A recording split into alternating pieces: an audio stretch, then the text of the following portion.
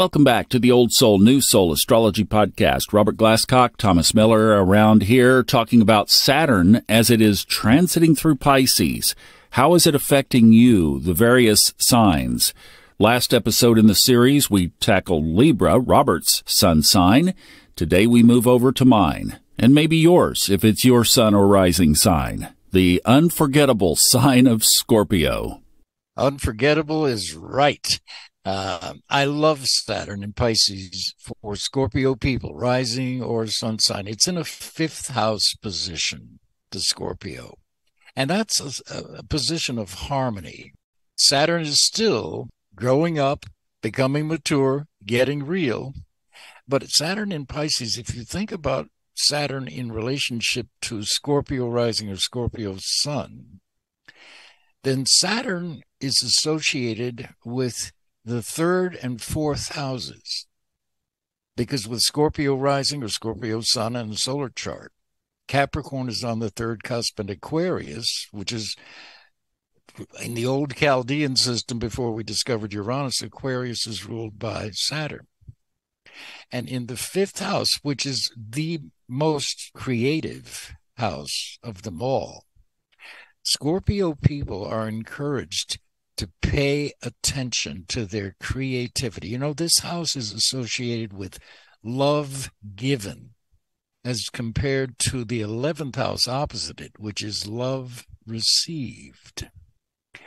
So Saturn in Pisces now through, it enters Aries in April of 25. Between now and then, in a basic sense for Scorpio people, this is about how you give love, what you love, who you love.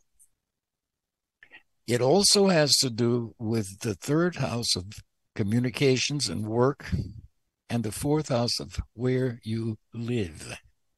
So Scorpio's outlook on life is growing in a wonderful way. We mentioned before, Pisces is that double sign, one fish looking forward, the other fish looking backward. So in a creative sense, and also a professional sense, Scorpio people are in a transitional phase from one old way of thinking and communicating and working and living to a completely new phase. So many Scorpios will be already thinking about either relocating or changing how they earn a living. Pisces is a sign of refinement. So they're getting very real about a lot of the third house aspects of work, which is the internet. Many of us do work on the internet today. But also the fourth house about where they live. The fifth house for Scorpio is also the house of children. And between now and the spring of 25, for Scorpios who have children, those relationships will become important too, and those children's lives will also be undergoing transitions, for which the Scorpio parent will feel partially responsible and want to help. The kids may be moving, the kids may be adding to their families, the kids may be changing careers, the kids may be getting divorced, whatever it is. The connection and communications with children can be very important. And Saturn in Pisces squares the third house, Capricorn for Scorpios, of communications. So that it's important to stay in clear and sensitive and compassionate communication with children. For younger Scorpios, their children may be growing up and going off to college, for example. So now is when those children are going out into life, and you can experience a certain amount of separation and anxiety in relationship to that. But the primary message of it here for Scorpio people is love given. What do you love to do in life? It may and probably does have a connection with one of the following broad areas. Healing, the healing arts. This can be anything from nurses and doctors to becoming a therapist, to becoming an unconventional alternative kind of healer, using various alternative and very progressive healing techniques, or incorporating some of those with very ancient healing techniques, including natural remedies, herbology, and so on. So healing is one of the broad areas. Another broad area is spirituality and metaphysics. Now, in the conventional sense, there may be Scorpios who really do want to become preachers and teach a religion. This is also the fifth house, a house of teaching anything.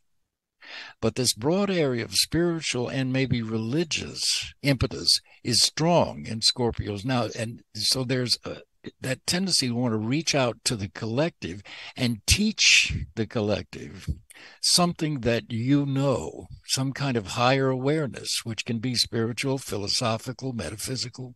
It's also a terrific transit, Saturn in the fifth house for Scorpio, of turning a hobby into a vocation, making a career out of it. So the arts is one broad area. The religious and spiritual fields are another one. Another consideration with this transit of Saturn is very much related to what I just said, but it has to do with healing the community, particularly maybe children in the community. And this gets back to both the healing and the teaching aspects. Working with underprivileged children. Working with children who are problematic in some way and need psychological or financial help.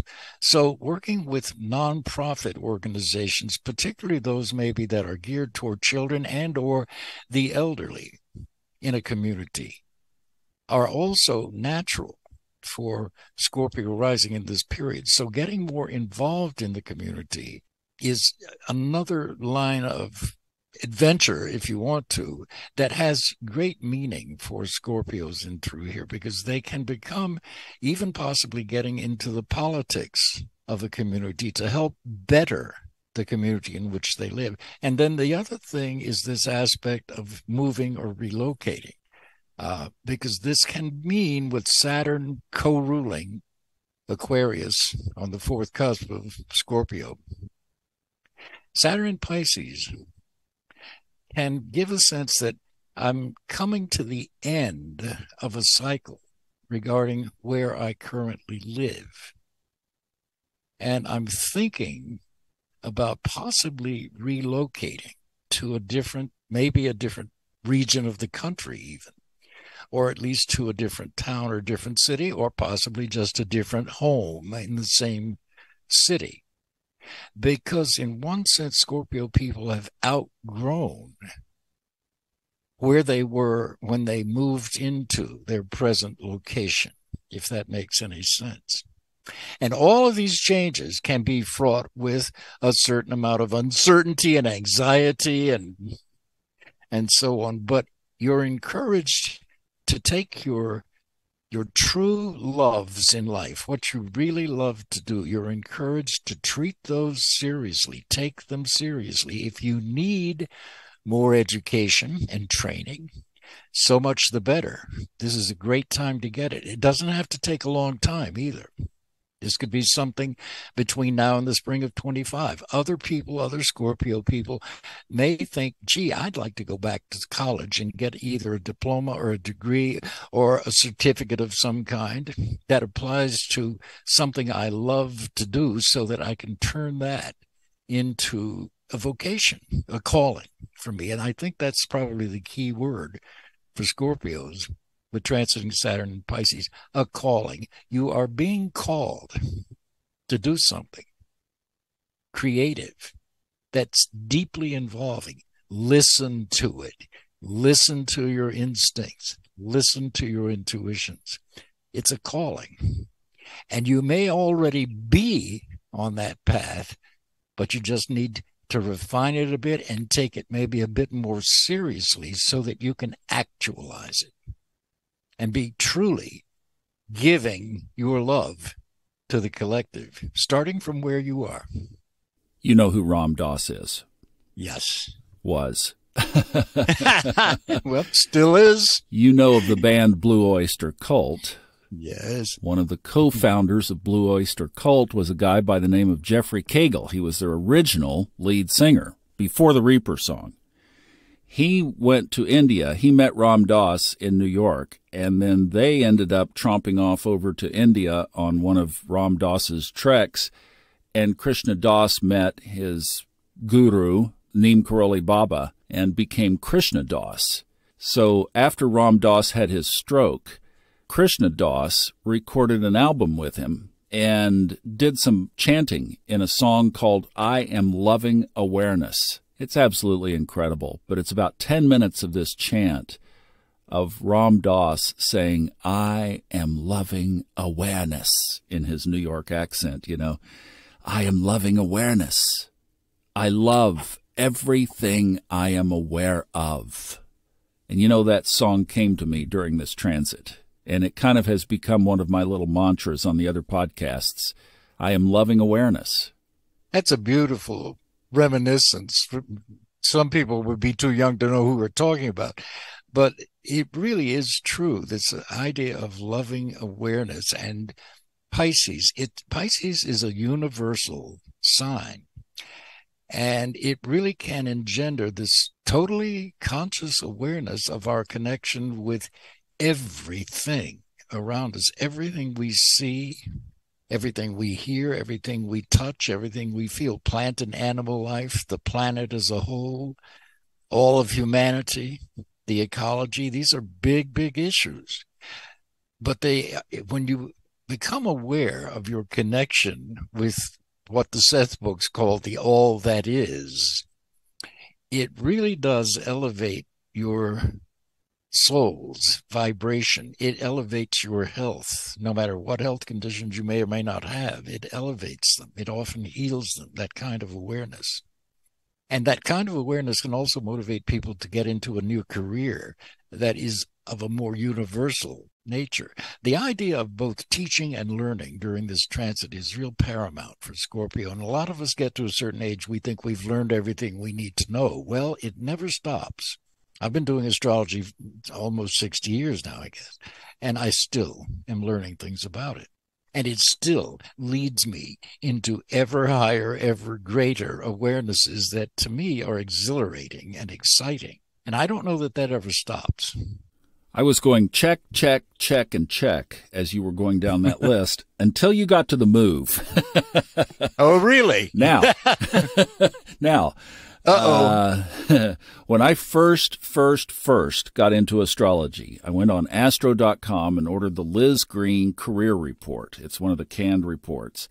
And her first line is, "You are one of life's travelers."